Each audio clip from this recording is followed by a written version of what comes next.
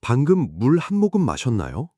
그런데도 입이 마르고 혀가 입천장에 달라붙는 느낌이 든다면 아이고, 이미 위험 신호입니다. 이런 증상 단순한 불편함이 아닙니다. 지금 당장 조치를 취하지 않으면 귀한 건강과 삶의 질이 완전히 무너질 수 있습니다. 충격적이지만 사실입니다. 많은 분들이 나이 드니까 당연히 입이 마르지 라고 생각하시지만 천만에요. 이건 절대 당연한 노화 현상이 아닙니다.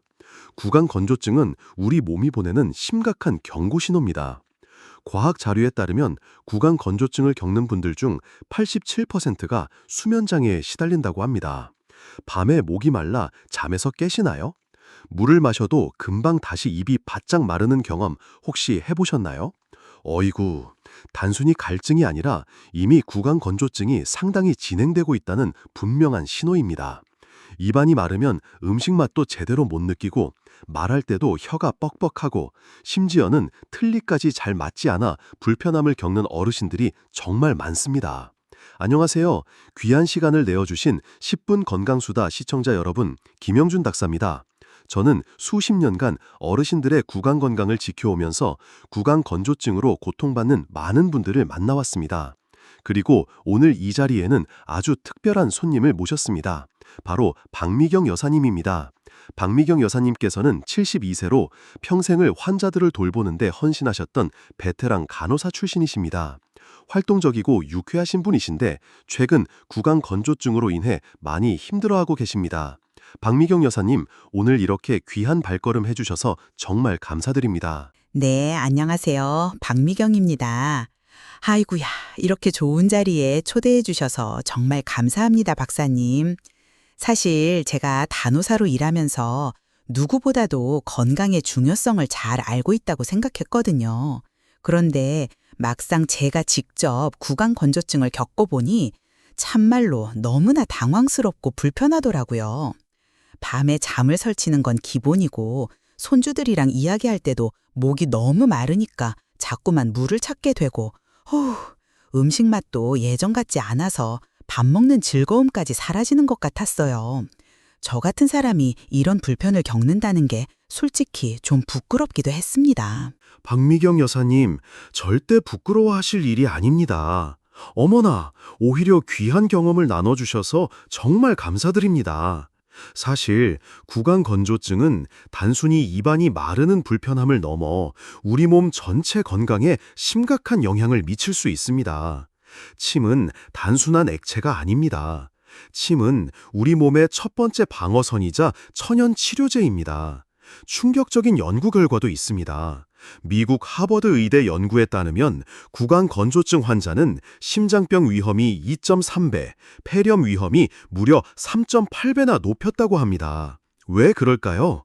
침 속에는 병원균을 죽이는 효소와 면역 물질이 풍부하게 들어 있습니다. 그래서 침이 부족해지면 입안에 나쁜 세균들이 쉽게 번식하게 되고 이 세균들이 호흡기로 들어가 폐렴을 일으키거나 혈관을 타고 온몸을 돌며 심장까지 침투할 수 있기 때문입니다. 뿐만 아니라 구강 건조증은 충치 위험을 5배나 높입니다. 침은 천연 구강 세정제이자 치아 보호막 역할을 합니다. 침이 부족하면 치아 표면이 빠르게 손상되어 충치가 급격하게 생길 수 있습니다. 제 환자분 중에 김영수 할아버님은 구강 건조증이 생긴 지 6달 만에 치아 4개가 심각하게 손상되어서 정말 놀라셨습니다. 70년간 건강했던 치아가 단 몇 달 만에 무너진 겁니다. 아이고, 생각만 해도 아찔하죠. 더 심각한 것은 구강 건조증이 당뇨 관리를 어렵게 하고 영양 불균형과 우울증까지 유발할 수 있다는 사실입니다. 일본 도쿄의과대학 연구에 따르면 침 분비가 부족하면 인슐린 분비도 감소하여 혈당 관리가 더욱 어려워진다고 합니다. 실제로 구강 건조증 환자의 37%가 체중 감소를 경험하고 노인의 우울증 위험을 3배 높인다는 연구도 있습니다. 하지만 너무 걱정하지 마세요. 오늘 제가 35년간 수천 명의 환자를 치료하며 개발한 침샘 활성화 3단계 프로그램을 모두 공개할 예정입니다. 이 중요한 정보가 많은 분들에게 도움이 되기를 바랍니다. 끝까지 시청해 주신다면 10분 건강수다가 여러분의 입마름을 시원하게 해결해 드릴 것을 약속드립니다. 어휴, 박미경 여사님 말씀처럼 많은 어르신들이 구강건조증을 그저 나이 탓으로 여기시며 방치하는 경우가 많습니다. 하지만 구강건조증은 단순한 노화 현상이 아니라 명확한 원인들이 있고 그 원인들을 알면 충분히 관리하고 개선할 수 있습니다. 자, 그럼 지금부터 구강건조증을 유발하는 5가지 주요 원인에 대해 자세히 알아보겠습니다. 첫 번째 주요 원인은 바로 약물입니다. 어머나, 놀라지 마세요. 우리 어르신들이 복용하는 약 중 무려 63%가 구강건조증을 유발할 수 있다고 합니다. 특히 고혈압약, 항우울제, 항히스타민제, 그리고 진통제 등이 주범으로 꼽힙니다. 세계보건기구 WHO에 따르면 4가지 이상의 약을 복용하는 노인의 79%가 구강건조증을 경험한다고 합니다. 제 환자분 중에 81세 유명희 할머님은 고혈압약을 여러 가지 드시고 계셨는데 구강건조증으로 밤잠까지 설칠 정도였습니다. 의료진과 상의하여 약을 조절한 후 거짓말처럼 입마름 증상이 크게 개선되어 편안하게 주무시게 되었다고 기뻐하셨습니다. 물론 의사 선생님과 상의 없이 약을 중단하는 것은 절대 금물입니다. 하지만 혹시라도 구강건조 증상이 심하시다면 담당 의사에게 이 사실을 말씀드리고 약을 조정할 수 있는지 여쭤보는 것이 매우 중요합니다. 두 번째 원인은 바로 탈수입니다. 나이가 들면 갈증을 느끼는 감각, 즉 갈증 센서가 둔감해집니다. 그래서 충분히 물을 마시지 않아도 목마름을 잘 느끼지 못하게 되는 경우가 많습니다. 서울대학교 병원 연구에 따르면 65세 이상 노인의 37%가 만성적인 탈수 상태에 있다고 합니다. 충분한 수분 섭취만으로도 구강건조증이 크게 개선될 수 있다는 사실을 기억해야 합니다. 세 번째 주요 원인은 바로 당뇨입니다. 혈당이 높으면 소변량이 증가하게 되고 이로 인해 전신의 수분이 부족해지면서 침 분비량도 함께 줄어들게 됩니다. 통계에 따르면 당뇨 환자의 68%가 구강건조증을 경험한다고 합니다. 제 환자분 중에 당뇨를 앓고 계신 정춘식 할아버님은 구강건조증이 개선된 후 혈당 수치가 안정되기 시작했다고 의사 선생님도 놀라워하셨다고 합니다. 침 분비가 인슐린 분비와도 관련이 있다는 것이 참 신기하죠. 네 번째는 바로 스트레스입니다. 현대사회에서 스트레스는 만병의 근원이라고 불리는데요. 스트레스는 자율신경계에 영향을 미쳐 침 분비를 줄어들게 합니다. 특히 배우자 상실, 경제적 어려움, 외로움과 같은 노년기 스트레스는 타액선 기능을 지속적으로 저하시켜 구강건조증을 악화시킬 수 있습니다. 마음이 편안해야 몸도 건강하다는 말이 정말 맞습니다. 마지막 5번째 원인은 바로 코막힘과 고호흡입니다. 비염이나 부비동염 등으로 코가 막히면 무의식적으로 입으로 숨을 쉬게 되는데 이렇게 입으로 호흡하면 입안의 수분이 빠르게 증발하여 입을 더 건조하게 만듭니다. 실제로 코막힘이 있는 노인의 59%가 구강건조증을 겪고 있다고 합니다. 밤에 주무실 때 특히 입으로 숨쉬는 습관이 있으신지 한번 살펴보세요. 드물지만 자가면역 질환, 특히 쇼그렌 증후군도 구강건조증의 원인이 될 수 있습니다. 이 질환은 면역체계가 침샘을 공격하여 침 분비를 크게 감소시키는 병입니다. 만약 구강건조증이 아주 심각하고 다른 원인을 찾기 어렵다면 이 질환을 의심해 볼 필요도 있습니다. 보시다시피 이렇게 다양한 원인들이 있지만 좋은 소식은 대부분의 구강건조증이 적절한 관리만으로 충분히 개선될 수 있다는 점입니다. 아, 참말로 박사님 말씀을 들으니 정말 놀랍네요. 저는 그저 물을 적게 마시거나 나이 때문에 그런 줄로만 알았지 약이나 스트레스, 당뇨 같은 것도 영향을 미칠 수 있다는 건 정말 몰랐습니다. 제가 예전에 간호사로 일할 때도 환자분들 입마름을 호소하시는 경우가 많았는데 그때는 이렇게 깊이 생각해 보지 못했어요. 어쩐지 제가 잠을 설칠 때마다 입이 더 바싹 말랐던 게 스트레스 때문이었을 수도 있었겠네요. 그런데 박사님, 그럼 혹시 제가 지금 구강건조증이 얼마나 심한지 집에서 간단하게 알 수 있는 방법은 없을까요? 어이구, 박미경 여사님, 정말 중요한 질문을 해주셨습니다. 걱정 마세요. 물론입니다. 지금부터 누구나 집에서 아주 쉽게 자신의 구강 건조증을 진단해 볼 수 있는 방법을 알려드리겠습니다. 이 방법들을 통해 자신의 상태를 정확히 파악하는 것이 개선의 첫걸음입니다. 첫 번째, 가장 쉬운 방법은 바로 거울 검사입니다. 방금 입술을 혀로 살짝 적신 후에 거울을 보세요. 그리고 10초 이내에 입술이 다시 마르기 시작한다면, 구강 건조증을 의심해 봐야 합니다. 정상적인 경우에는 60초 이상 입술이 촉촉하게 유지됩니다.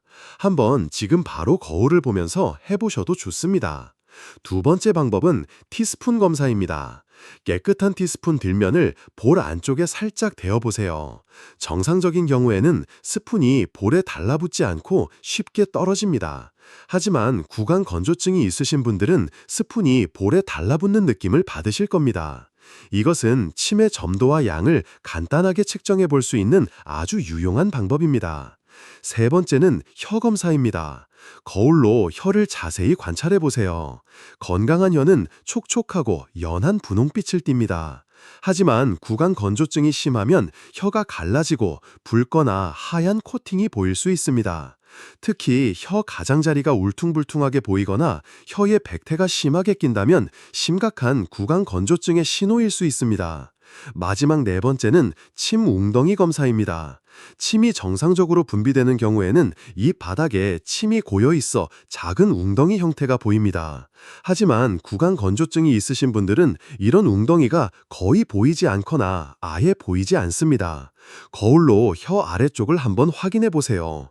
이런 자가 진단 외에도 다음과 같은 증상이 있다면 구강 건조증을 의심해 볼 수 있습니다. 밤에 자는 동안 목이 말라 자주 깨는 경우, 말할 때 자주 물을 마셔야 하는 경우, 마른 음식, 빵, 과자 등을 물 없이 삼키기 어려운 경우, 입냄새가 심해진 경우, 최근 갑자기 충치가 여러 개 생긴 경우, 음식 맛을 예전보다 잘 느끼지 못하는 경우, 혀나 입천장이 화끈거리는 느낌이 드는 경우, 만약 이 자가 진단 결과 구강 건조증이 의심된다면 절대 좌절하지 마세요. 지금부터 제가 알려드릴 침샘 활성화 3단계 프로그램을 꾸준히 따라해 보시면 분명히 좋은 결과를 얻으실 수 있습니다. 박미경 여사님, 그리고 시청자 여러분, 자가진단 결과가 어떠셨나요? 만약 구강 건조증이 의심되더라도 절대 낙담하지 마십시오. 지금부터 제가 35년간 수천 명의 환자를 치료하며 그 효과를 직접 확인한 침샘 활성화 3단계 프로그램을 공개하겠습니다. 이 방법은 무려 92%의 환자에게서 놀라운 개선 효과를 보였습니다. 박미경 여사님도 이 프로그램을 꾸준히 실천하시면 분명히 좋아지실 겁니다. 참말로요. 92%나요? 와, 정말 희망이 생기네요. 간호사로 일할 때도 이렇게 확실한 수치는 잘 듣지 못했는데 박사님 말씀을 들으니 벌써부터 입안이 촉촉해지는 것 같아요. 빨리 알려주세요, 박사님. 제가 제일 먼저 실천해 볼 겁니다. 네, 물론입니다. 자, 그럼 첫 번째 단계부터 시작하겠습니다. 첫 번째 단계는 바로 수분 공급 최적화입니다. 많은 분들이 단순히 물을 많이 마시면 된다고 생각하시는데 사실은 효과적인 수분 공급 방법이 따로 있습니다. 중요한 것은 얼마나 많이 마시느냐가 아니라 어떻게 마시느냐는 것입니다. 제가 알려드리는 물 마시는 황금률 3가지를 꼭 기억해 주세요. 첫째, 한 번에 많이 마시지 말고 조금씩 자주 마시세요.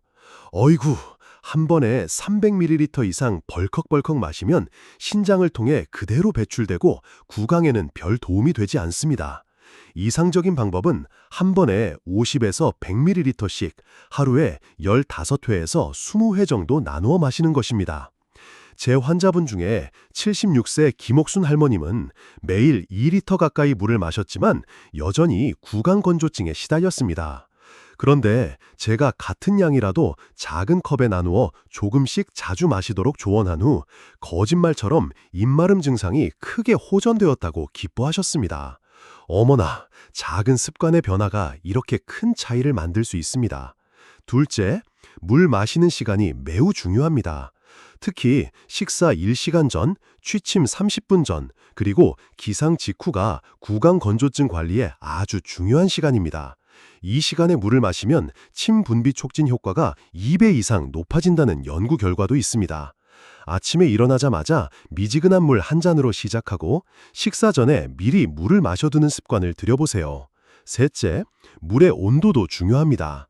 차가운 물이나 뜨거운 물보다는 실온의 물, 즉 20도에서 25도 정도의 물이 침 분비를 촉진하는 효과가 가장 큽니다. 일본 오사카 대학 연구에 따르면 실온의 물을 마실 때 침 분비량이 차가운 물을 마실 때보다 무려 31% 더 증가했다고 합니다. 그러니 냉장고에서 바로 꺼낸 차가운 물보다는 상온에 두었던 물을 드시는 것이 구강 건강에 더 좋습니다. 오, 박사님, 정말 놀랍네요. 저는 그저 물은 많이 마시면 다 좋은 줄 알았어요. 한 번에 벌컥벌컥 마시거나 시원하게 마시는 게 갈증 해소의 최고라고 생각했죠. 그런데 이렇게 마시는 방법과 온도가 중요하다니. 아유, 제가 간호사였지만 이런 세세한 부분까지는 미처 몰랐네요. 저도 지금부터는 물 마시는 습관을 완전히 바꿔야겠습니다. 혹시 물 외에 구강 건조증에 도움이 되는 다른 음료도 있을까요? 네, 물론입니다. 아주 좋은 질문이십니다, 박미경 여사님. 일반 물 외에도 구강 건조증에 도움이 되는 특별한 음료가 있습니다. 바로 레몬물입니다. 레몬물은 침 분비를 자극하는 탁월한 음료입니다.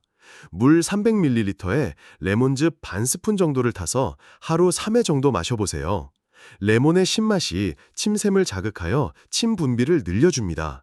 단, 너무 신 레몬물은 치아 에나멜을 손상시킬 수 있으니 적당한 농도를 유지하는 것이 중요합니다. 또 다른 좋은 음료는 카모마일 티입니다. 카모마일에는 항염증 성분이 있어 구강 건조로 인한 자극을 완화하고 침샘의 혈류를 개선하는 데 도움이 됩니다. 특히 잠자기 전 카모마일 티 한 잔은 밤중에 목이 말라 깨는 횟수를 줄이는데 아주 효과적입니다. 하지만 무엇보다 피해야 할 음료도 있습니다. 바로 카페인 음료, 알코올, 그리고 탄산음료입니다. 이 모든 음료들은 이뇨작용을 통해 체내 수분을 배출시키고 구강을 더욱 건조하게 만듭니다. 특히 커피를 하루 3잔 이상 마시는 분들은 구강 건조증이 2배 더 흔하다는 연구 결과도 있습니다. 그러니 좋아하는 음료라도 구강 건강을 위해서는 양을 조절하시거나 되도록 피하시는 것이 좋습니다. 두 번째 단계로 넘어가기 전에 한 가지 더 중요한 팁을 드리겠습니다.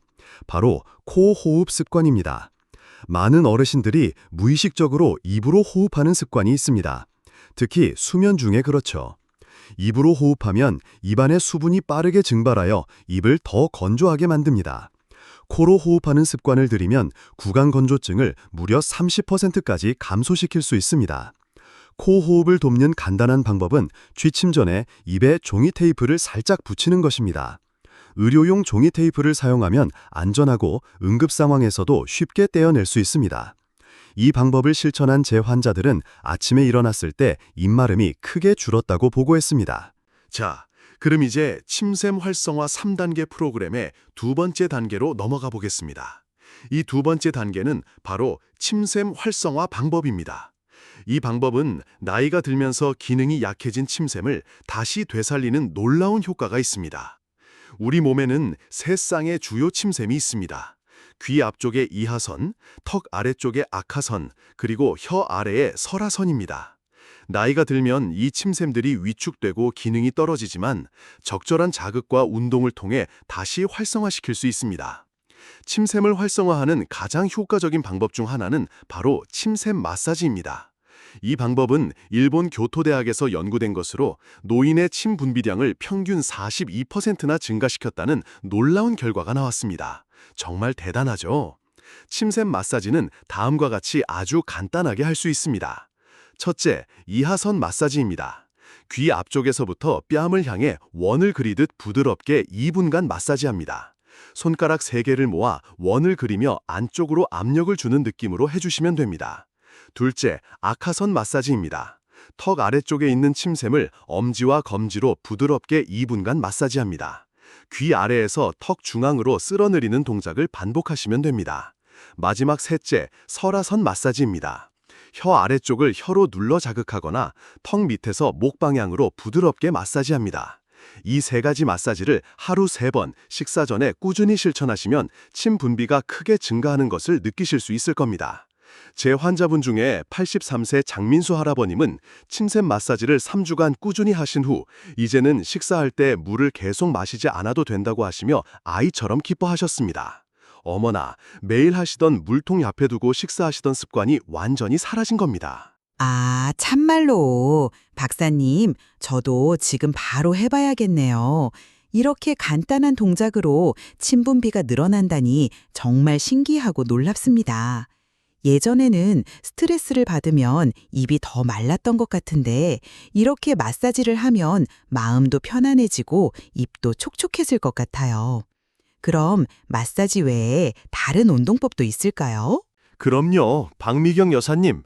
아주 좋은 질문입니다. 다음으로는 침샘 운동입니다.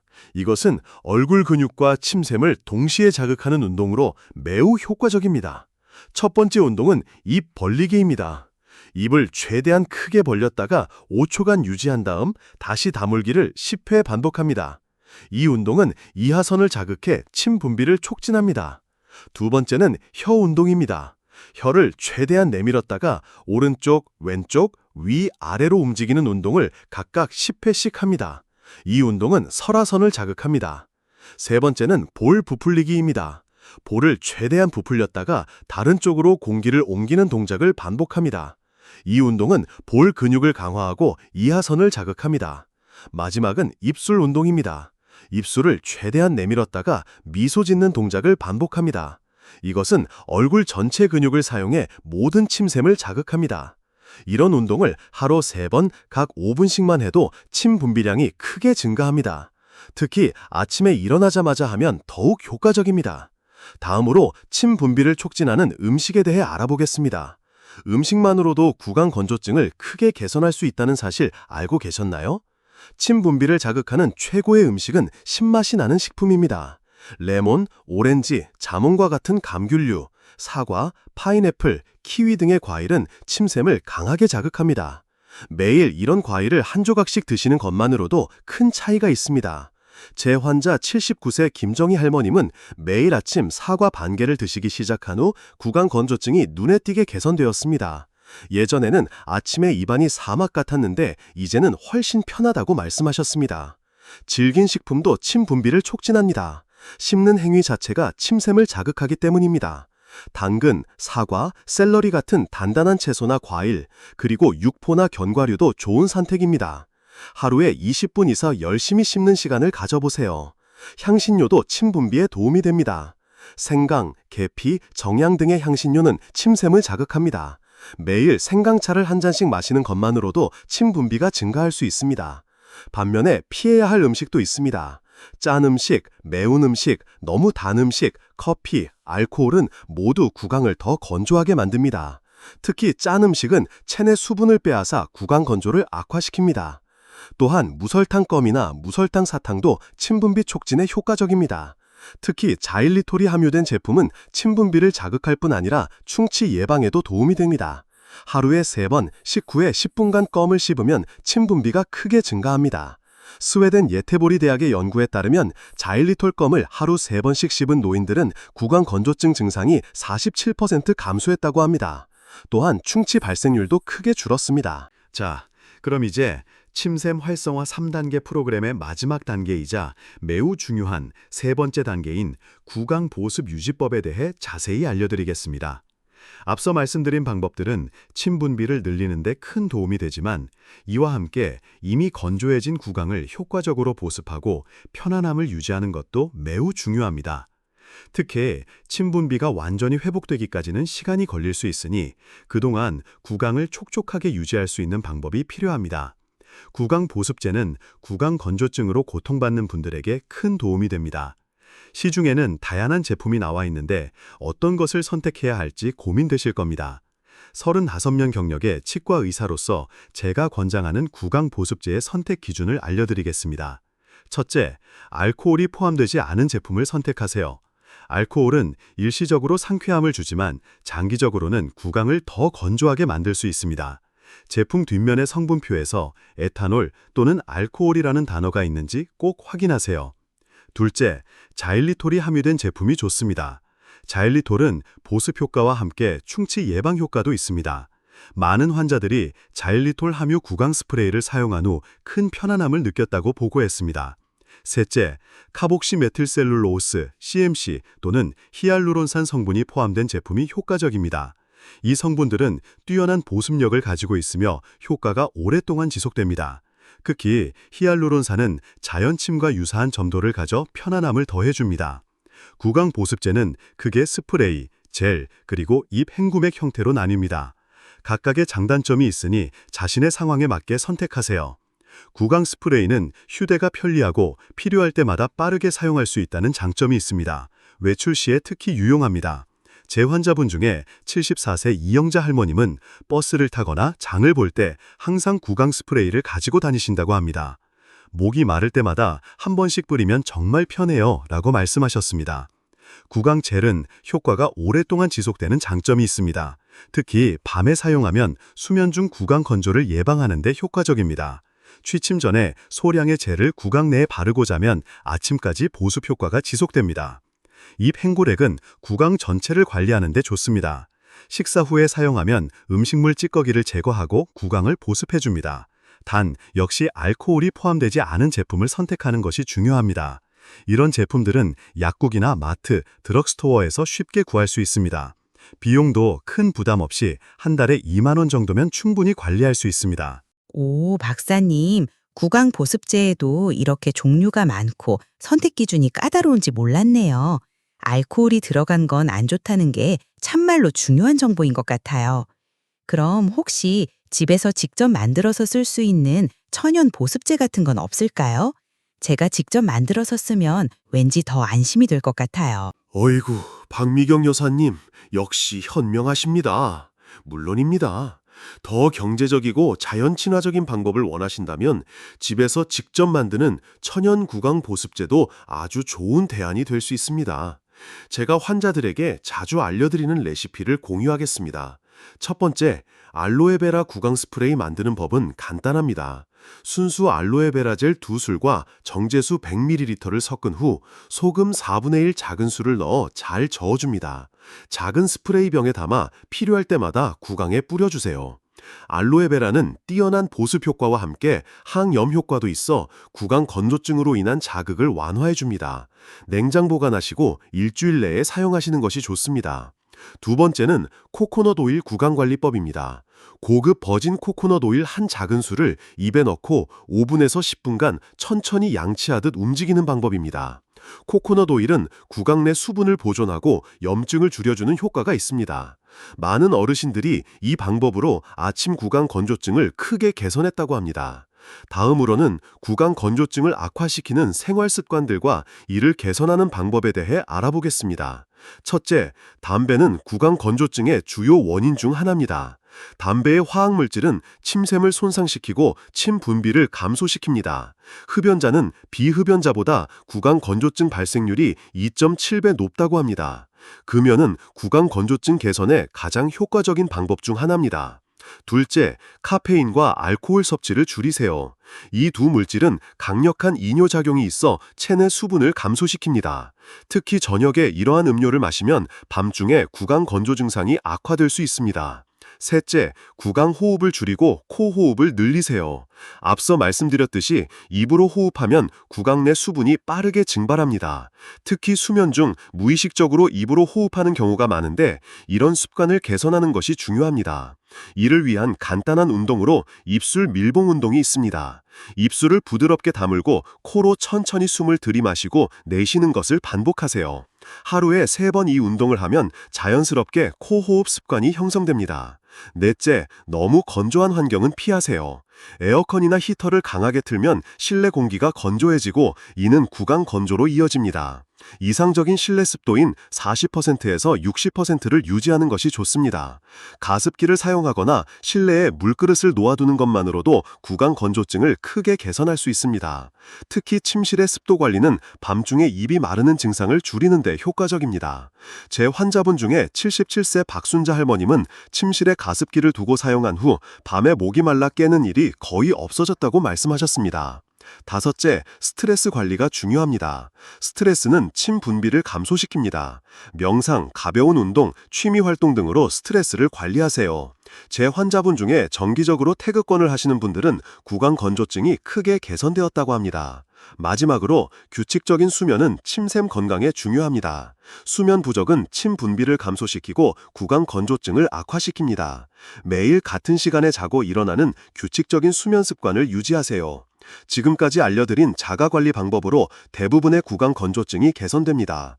하지만 이런 방법을 3주 이상 꾸준히 실천했는데도 증상이 심각하게 지속된다면 의학적 치료를 고려해볼 시점입니다. 의학적 치료의 첫 번째 단계는 정확한 원인 파악입니다. 구강 건조의 원인은 매우 다양하기 때문에 정확한 진단이 중요합니다. 치과 의사나 이비인후과 의사를 찾아 침 분비량 측정, 침샘 기능 검사 등을 받아보세요. 하지만 제가 강조하고 싶은 것은 대부분의 구강 건조증은 의학적 치료 없이도 앞서 소개해드린 자가관리 방법만으로 충분히 개선된다는 점입니다. 꾸준한 관리가 가장 중요합니다.